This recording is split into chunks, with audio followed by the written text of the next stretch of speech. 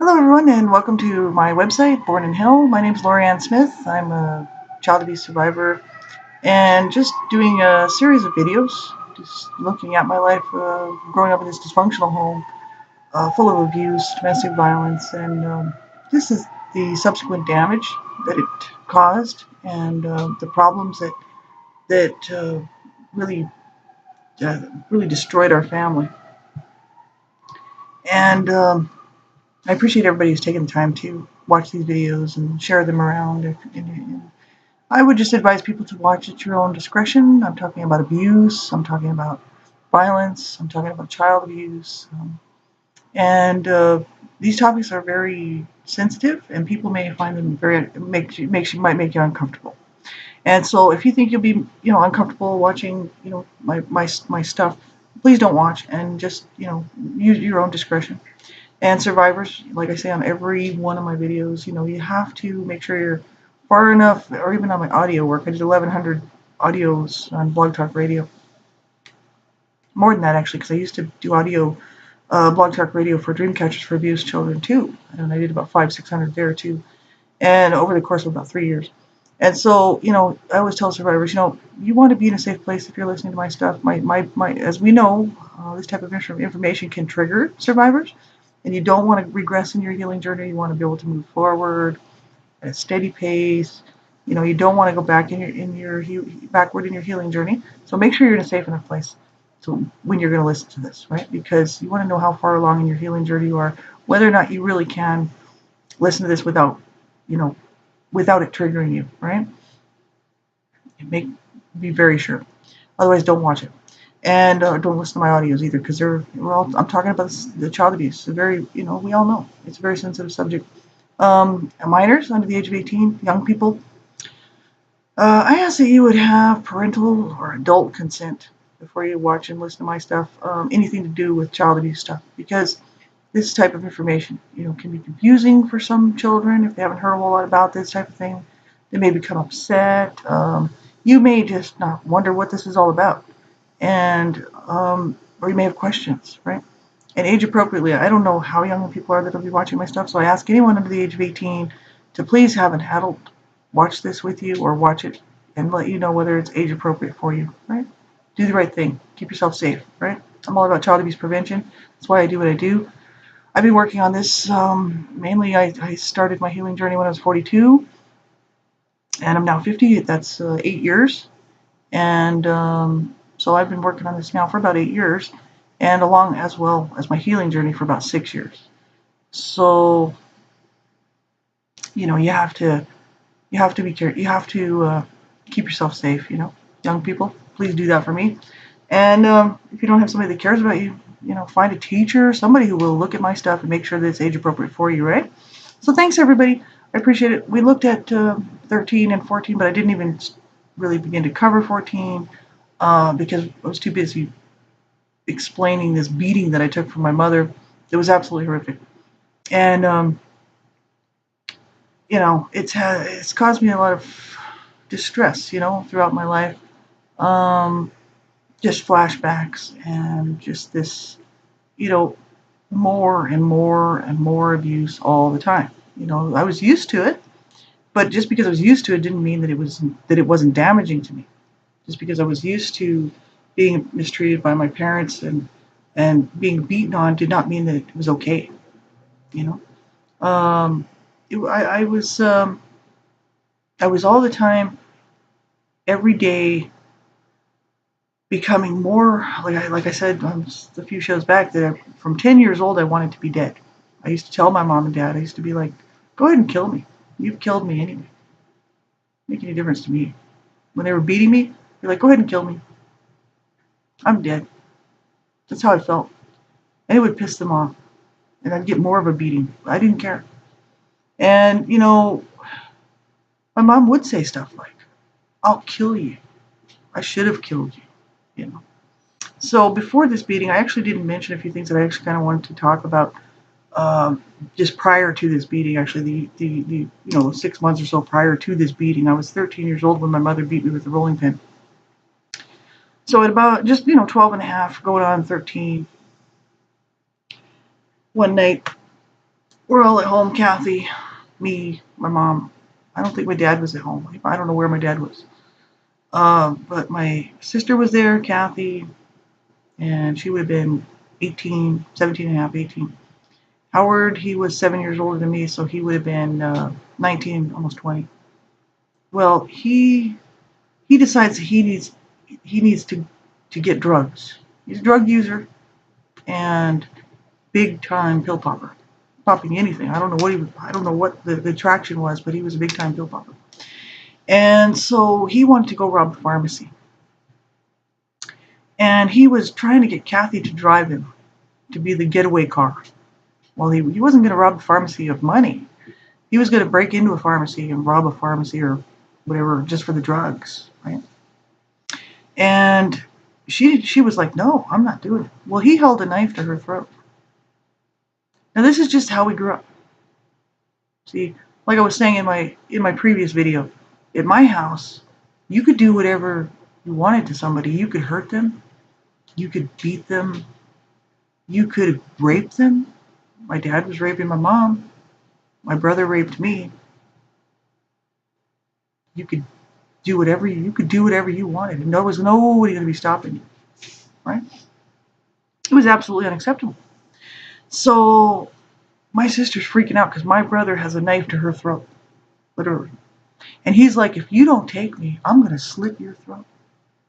And my mom's like, Howard, he was high. I'm sure he was high. Absolutely he was high. And because he didn't usually used to go around doing things like that. You know, like I said, he had slapped me a couple times. You know, it was nothing major. He did say he got the belt away from my mom when she was beating me after she broke my nose, you know. So it's not like he was just this horrible guy. But he just lost it. He must have been so high, he didn't know what he was doing. So he had a knife to her throat.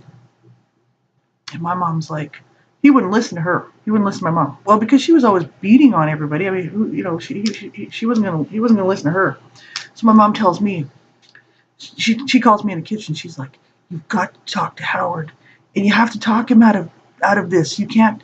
You have to tell him to put the knife down, and leave the house, right? And I'm like, what do you want me to say? She says, I don't know. I don't know. Think of something. Think of something. So I go out there, and he's still got the knife to my sister's throat. She's scarred for life from this. Really, she really is.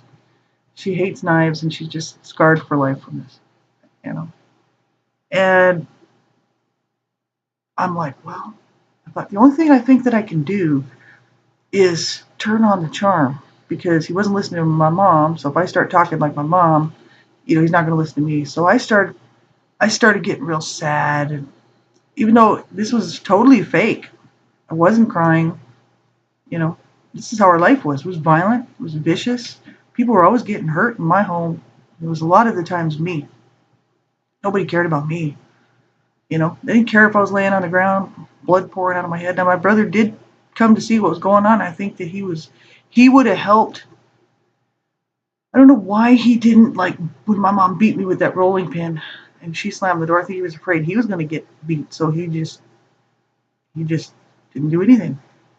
But he was coming to see what was going on, probably to try to help me out until she told him to stay out, shut the kitchen door, and beat the shit out of me with his rolling pin. That's just how our house was, you know. So I start turning on the charm and I'm like crying. I'm like, Howard, don't do this, you know, don't do this. And I've got tears rolling down my face. And I'm like, you don't want to hurt Kathy. And he's like, no, I don't want to hurt Kathy. You know, he's got the knife to her throat. Kathy's like freaking out. She's just remaining very calm and very still. And I'm like, you don't want to hurt our sister. We love our sister. You know, and look what you're doing with the knife. You know, you're scaring her. Look at her. She's scared. And so he eventually did put down the knife. And I'm like, well, my job's done. Okay. So because it was a put on, it was a fake. I was just doing. I knew how to talk to people when they were high. I knew how to talk to people in all kinds of weird situations. So I was just like, my dad would be trying to go kill himself, and we'd have to. Different times, we had to do this sort of thing just to keep somebody from doing something, right? Sometimes it worked, sometimes it didn't. But this time it worked, so he put the knife down, but he did force her to go, and she did drive him. But what he wanted her to wait at this pharmacy place while he ripped this place off and then give him a ride back home, see, with the goods. And she said she just dropped him off like at the corner where the pharmacy was and split and came home. She was freaked out by it. Well, he did. He actually robbed that pharmacy and he got busted. You know why? Because he dropped his wallet and they came right to the house. And my brother, all my family was there, was in the United States on a green card. Because when my parents moved down there, 5 years before I was born, they all came down on a green card and they did not change their citizenship. So they were all there, Canadians living in the United States. Not United States citizens. I was born a United States citizen because I was born in the States. I was also a Canadian citizen because of my parents. I had dual citizenship, right? But I'm the only one that did. So, they're like the FBI. I mean, they're like, my brother's had already been arrested several times, had so many problems with the law because of drugs. They're like, look, buddy, you just can't keep doing this. You're gonna have to go. You're gonna have to go to rehab or something. We can't, or you're gonna have to leave the country. One or the other, because we can't just have you doing this, right? Well, he did go to rehab. Previously, I mean, he had been overdosing on drugs. He had gone into a coma at one point. He had died on the kitchen floor the year before. I didn't mention that. There's a lot of stuff I kind of skipped through, but it's in the books if you actually want to go check it out. But he went into a coma after he died on the kitchen floor. They brought him back to life. And I mean, we're all sitting there talking to him. We're all sitting. We rarely sat around the kitchen table together. For whatever reason, we were all in the kitchen. And my mom was talking about him. She's like, and his lips started turning blue. And he just fell off the chair and started dying. And my mom was like, Howard, what are you on? What are you on? And he couldn't talk because he was already dying. So my mom's like, call 911. So my sister called 911. And by the time they got there, he was already dead. And they did that, the thing where they shock you back to life. I forget, electroshock or whatever. Anyway, they brought him back to life, but it's only in the ambulance. They couldn't do it there, so they had to rush him to the ambulance and do it in the ambulance. And they brought him back to life, and he had brain damage after that. He was really never the same, but he was always overdosing, and he just did so many drugs. He didn't care. See, because we all grew up in this house, hell house. We all grew up with these parents who brought us into their world, like I said in my introduction video, and the first video. They brought us into their home and they said, "Welcome to our hell. Welcome to our hell," because that's exactly what it was. And I mean, my brothers, they paid dearly. They paid dearly for the years of abuse that they took even before I was born. Right. My parents were abusing my brothers and my sister Irene before I was even born. The abuse just continued on with me after I was born and then just kept right on going. And so that's just gives you an idea of sort of the things that were going on. You know what I mean? It was absolutely insane. And my relationship, I didn't talk too much about this, but my relationship with my dad wasn't very good. And as well as obviously about the one with my mother. But before this, prior to this beating that I took with his rolling pin, I'm kind of going back just a little bit, 12 and a half years old. My relationship with my dad was not good. I didn't have any respect for him. He put my hip out of place. He hurt me and beat me with belts. He called me the devil seed. He would come in my room at night and he would say stuff like, "You're the devil's seed. You're the problem with this family. You're the evil one." It didn't have anything to do with me. He was psychotic, right? And I didn't have any respect for him because I knew if I said anything, man, he would beat me up too. My dad was violent with me as well. He didn't beat me up as many times as my mom did, but he was just as violent. And I mean, he would shove me into cabinets too. He would grab my arm so hard and he would like squeeze it and I'd be like, oh, he'd be like literally wrenching my arm. He was very violent. He would beat my brothers up. Got busted. Child abuse charges. So he wasn't very nice to me either. And my relationship with him wasn't any good because I was always trying to prevent him from raping my mother, as we all were. And so, I didn't want him talking to me. But when he said something to me, I mean, I didn't have any respect for him, so I never listened to what he said. Not after seeing what he did to my mother, not the way he treated my mother. I was like, why should I even listen to you? The reason mom's beating my ass most of the time is because of you, because she hates you, so she takes it out on me. And it's it's a horrible situation, right? Well, my dad one time, my friend does. This was just prior to the beating with the rolling pin. My dad was my dad didn't want the music. He didn't like my music that I was playing, and I had my stereo, and I was playing a record. And my friend Desiree was over. We were just hanging out in my room, listening to this music, really getting into it because we really like this band.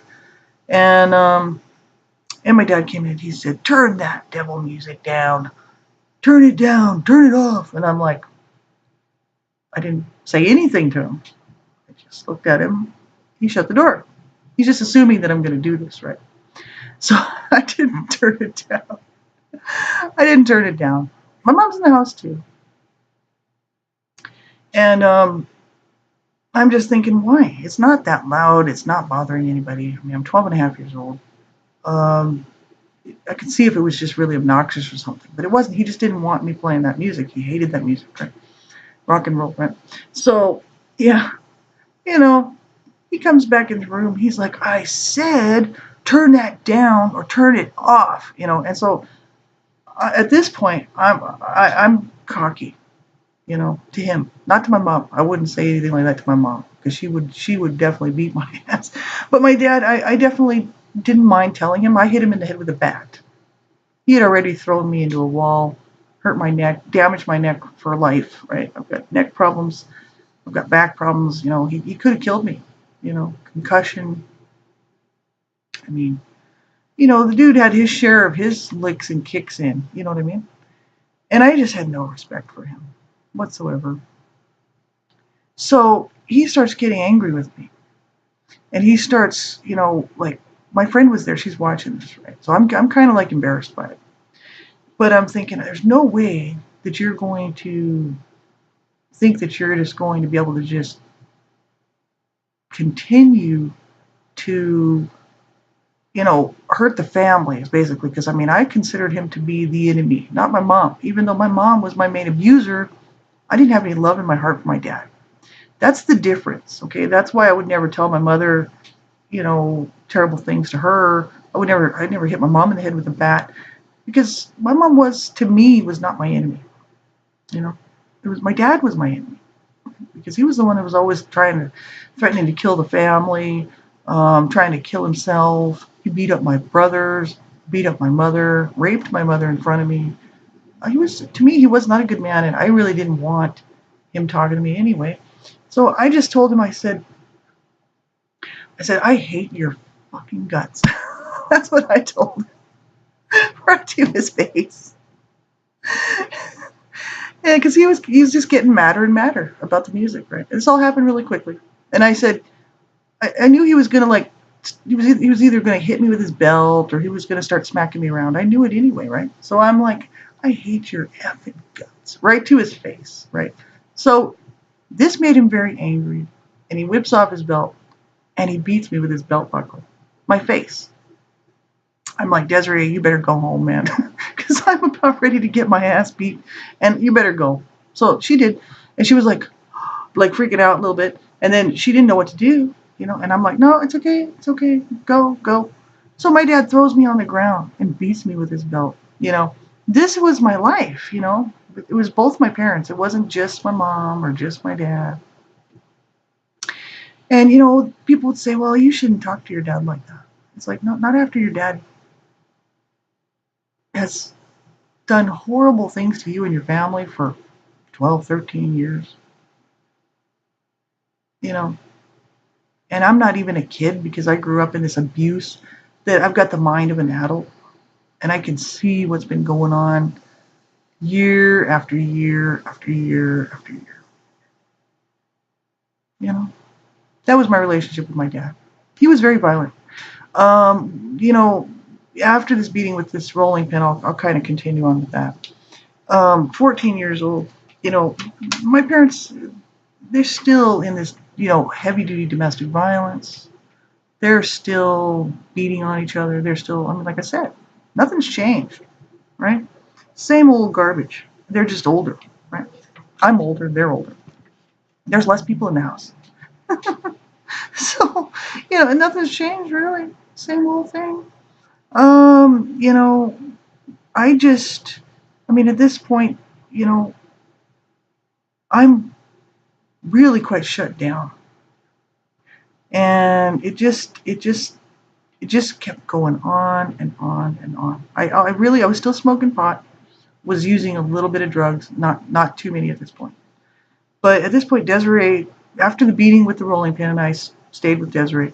Shortly after that, she moved to Oklahoma. Probably within, oh, I'd say maybe less than a year, right around there, about a year. But she had moved off the block before that, and so I saw less and less of her. Right? I did still go to her house because once her dad would come pick me up once in a while on the bike. They were motorcycle. They used to go motorcycle riding and stuff. And he had a nice bike, and he'd come pick me up sometimes and take me to their house, and I'd stay like for a week, sometimes 2 weeks, sometimes 3 days. It just depended. Right? Really nice people, very very nice people. And so even though she moved off the block, we were still in touch a little bit, you know. But then she moved to Oklahoma. So it was just left Arlene. Arlene was working. I turned 14. So life for me is really just the same, just continuing on. And there wasn't really, you know, I mean, I'm in the 10th grade. At this point, my friend's busy kind of with her job, and actually, she's actually going to a different school now, Arlene. So I'm at a different high school. I'm by myself, really. I did have a couple of people I hung around with, but not really, not close friends. And I used to actually just spend my time really smoking a lot of pot. I knew where to get pot by this time. I knew where to get drugs. And, you know, I'd just be high at school all day and come home high. I never knew what I was going to be walking into. And, you know, there was still this issue of whether my mom would kill my dad, whether my dad would kill my mom. This never changed. It didn't matter if I was 5 years old, 7 years old, 10 years old, 12 years old, you know, 13, 14 years old. The issues were the same, right, between my parents. I mean, I was always concerned that my mom would kill my dad in a self-defense type thing, or that my dad would kill my mother. And at school, you know, I used to be sitting there and I'd think, you know, one of these days somebody's going to come and they're going to, you know, be my sister or something, my oldest sister. They're going to come and they're going to tell me that somebody's dead, and it's either my mom or my dad, because they just continued their garbage on. So my life really didn't change any from 12, you know, from birth to 14, 15 years old, right? So 14, you know, 10th grade. My mom actually finally did buy me a couple of pieces of clothing. I got a couple of new shirts and a couple of pairs of pants and a bra for the first time. And you know, she did. You know, she was trying, I guess. You know, it's like my sister's getting older. You know, I'm at 14. My sister's 19 and a half. When she's engaged, she falls in love with this guy, and she's engaged to be married now. And at 15, when I hit 15, my friend Arlene, this would be 11th grade now. So now I'm in the 11th grade. And I'm still not doing all that great in school. You know, I'm doing better than I was in the 9th grade, for sure. But still not the greatest, you know. I'm just kind of getting by. And hanging around, older, still the same problems, no self-esteem, you know. People say, well, self-esteem is not that good for a person anyway, but it's for, you know, we're not talking about being so proud of yourself, self-esteem type of thing. I mean, we're talking about, you know, I'm still introverted. I mean, I like guys, I have crushes on guys, but because of the child sexual abuse, I can't go out on dates. There's no way. And my mom's calling me a whore and a slut at home, and a cunt and everything else, right? She'd be like, "Why do you want to go out there to that football game with Arlene? You're just a slut and you just want to sleep with the boys." She'd say stuff like that. And calling my sister a whore. My sister was, I mean, we were not these things that she was calling us.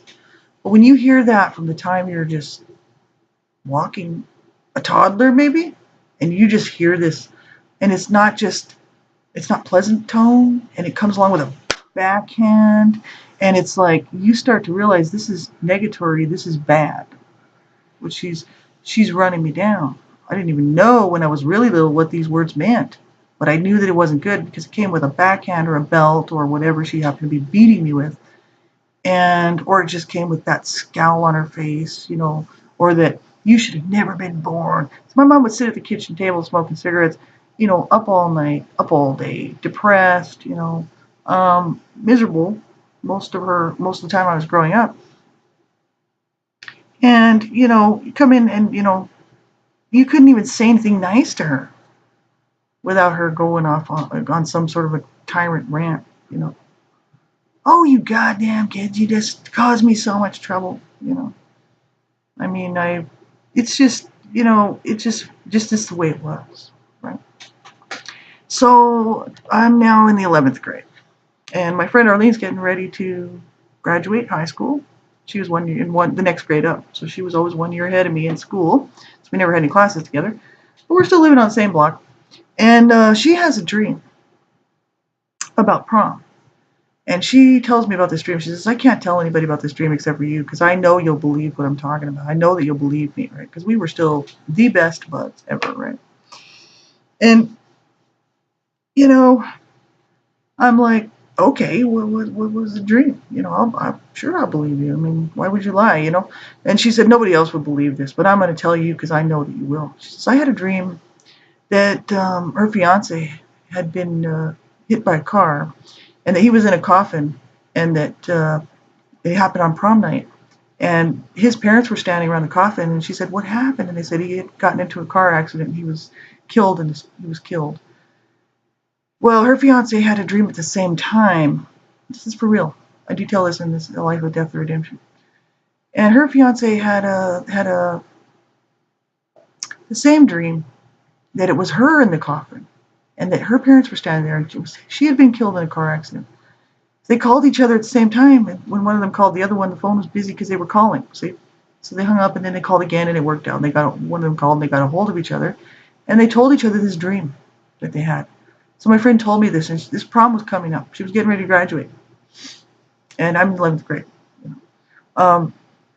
She tells me, "I don't know what to do. Like, do we go to prom? Do we not go to prom?" I'm like, "Well, you need to be careful. Just watch what you're doing on prom night. Just be very careful. Don't drink and drive. Have a ride set up. Don't do any drugs. Don't do anything stupid. Just be really careful. And should be all right." She's like, "Yeah, I guess. So it was a couple months away, right? Prom. And I didn't think anything about it. I didn't see her much. She was busy with her fiance, busy getting ready for her prom. I'm hanging around my front yard getting the backhand from my mother. "You goddamn bitch. You fucking stay out of the kitchen. Driving me fucking crazy. Hate that look on your face, steady haranguing from my mother." And prom night comes. I didn't see her that day. And we get a phone call at like 2 o'clock in the morning, 3 o'clock in the morning. And it's her sister or somebody from their family. My mom answered the phone. She said, "Oh my God, I'm so sorry. Oh my God. I'll tell Laurie."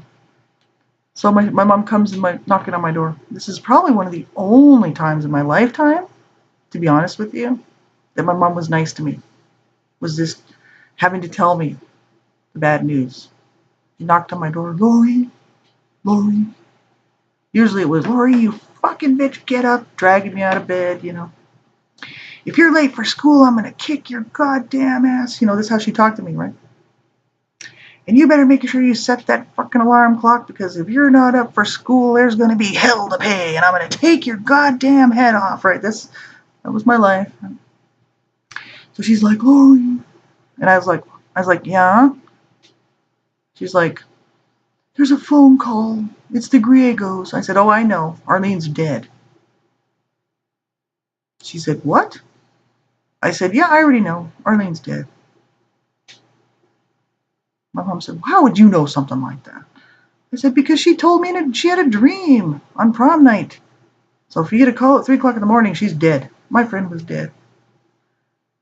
She'd been hit by a car. She wrecked her car going to her fiance's place. They were fiancé, engaged, going to be married.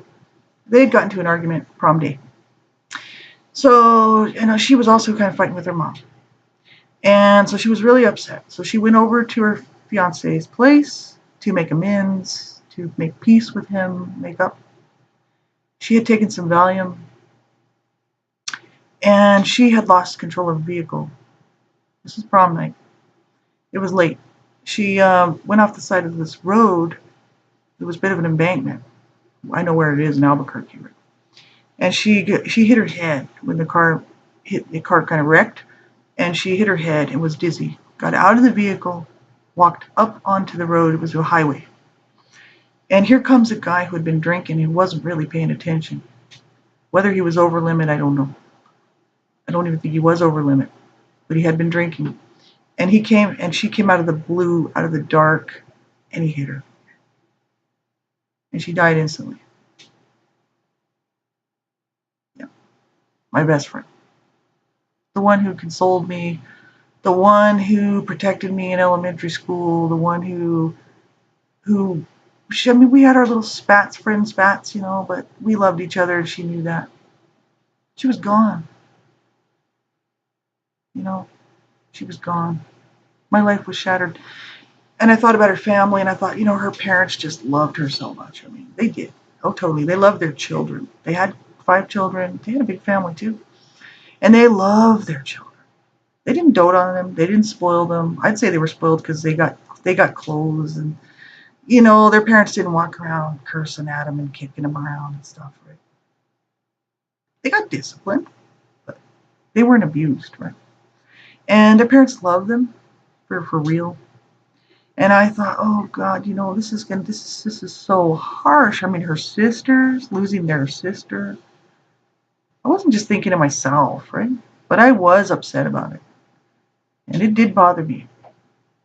Because I thought, how could God do this? Because I believed in God. Always did. And I thought, how could God take her? It wasn't long after I started thinking about this, probably about 3 days after the funeral. And I was out in the backyard, and I'm crying, just weeping, just grieving for my friend, the loss of my friend. Because she's really the only person that loved me, as far as I knew, really loved me. Because she would tell me, she was just so good to me, as a little friend, right? And I knew she loved me. And I was out in the backyard sitting on this, where you go underneath the house, there's like this little covering thing where you open up, you go down just for pipes and stuff, because there's no basement. New Mexico doesn't have that kind of stuff. I'm sitting on this thing in the backyard, and it's prom time. It's spring.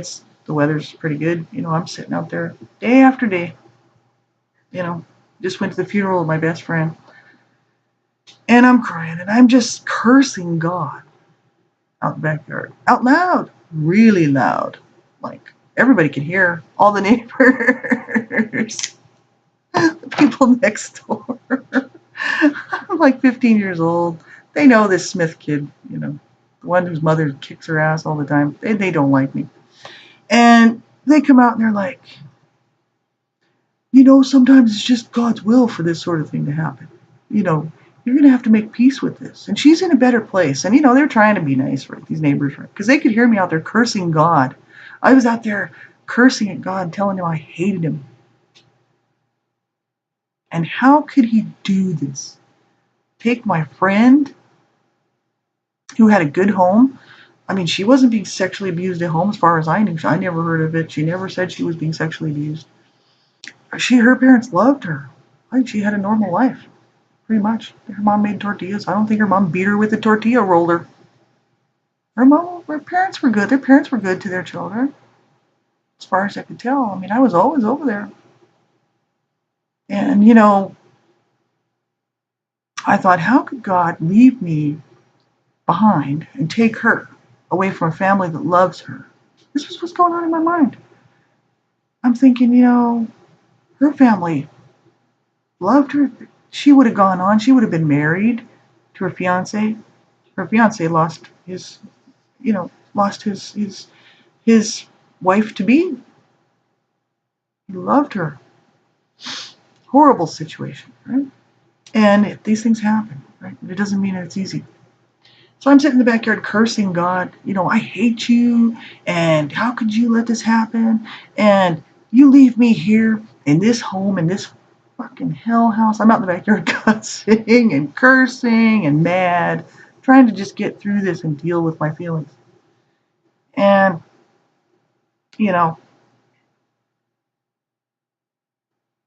I just couldn't make sense of it. Why God would allow me to stay in this home where my mother didn't care if I lived or died. Really, she didn't. Beating on me, hurting me, burning me, allowing my brother to rape me. And the rest of the siblings, because we're so dysfunctional, dumping on me all the time. Either thumping on me or dumping on me, one or the other. And a dad who doesn't give a rat's ass what's going on with his children, ever.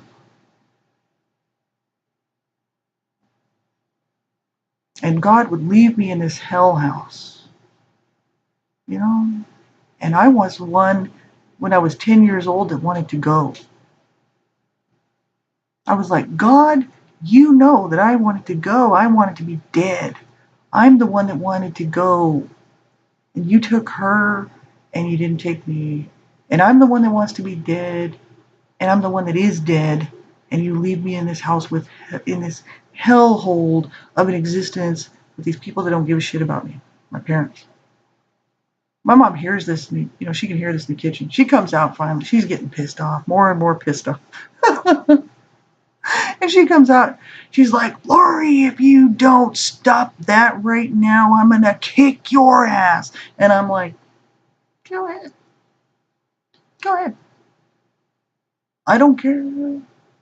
Do it. She stomps back in the house. Can't figure out what's going on. And I told God, I said, see? You leave me in this fucking house with people that don't care, just want to hurt me. And I had a problem with God after that, a big problem. And this kind of all stemmed from a dream that I had. I think it was 2 nights after the funeral. 1 or 2 nights. It was just like right the next night or 2 nights later. I had a dream. It was really interesting. I detailed it in my book, very detailed. And I dreamed that I was sitting at the park where I always used to go and hang out, where that cement tube was, just a couple blocks away, where I used to go and hang out quite a bit. And it was middle of the night. I'm sitting there. I can feel the grass under my feet. It's cold, cool. I can feel the cement picnic table there. And there's only one light on at the end of the park. It felt like I was there. I could feel the grass in my toes when I'm walking. I sat down at this picnic bench. My friend, Arlene, comes walking up to me. I can see her coming, and I know it's her. And I'm like, what are you doing here? You're not supposed to be here. She was dead. So to me, she was in heaven. She believed, I know she went to heaven. And, I'm like, you're not supposed to be here. She goes, I need you to do me a favor for me. And I was like, well, what is it? She's my best friend, but I'm talking to somebody who shouldn't be here talking to me. I'm in the park with the grass in my toes. And I'm like, this was really, really bizarre. So she said, well, I need you to tell my mother something for me. I need you to give my mom a message for me. And I sat there and I thought about it, and I thought, I can't do that. And she said, well, that's okay. That's all right. And I thought about it, and then she was gone. She said she'd find somebody else. She was gone. And I never ever dreamed about her again, which is really bizarre. But I actually thought about that, you know, and the reason why I had such a problem with this God and leaving me in this hell house was because, you know, if I would have gone to her mother to tell her mother, I got a message from your daughter, I already knew what her mom thought of me. And I knew how I felt about myself. I was worthless. I was useless. I was just from this crazy family. I was just this no good kid, you know. And I thought, I can't go over there and do that, you know. So it was absolutely horrific. So I'm going to pick up where I left off here, and we will move on into 16 and 17. So, like I say, thank you so much for following my work and sharing my work. I really appreciate it. And survivors, hang in there with me. You have to do this day to day, no matter how hard it gets. You know, you stick this out. You stick it out with me. I'm counting on you to do this. And you have to be able to count on yourself. You depend on yourself. We have to care about ourselves. And we have to stick it out, right? And people, get the information, learn the facts, and stop and prevent child abuse. And thanks, everybody, for all of your support. Bye-bye.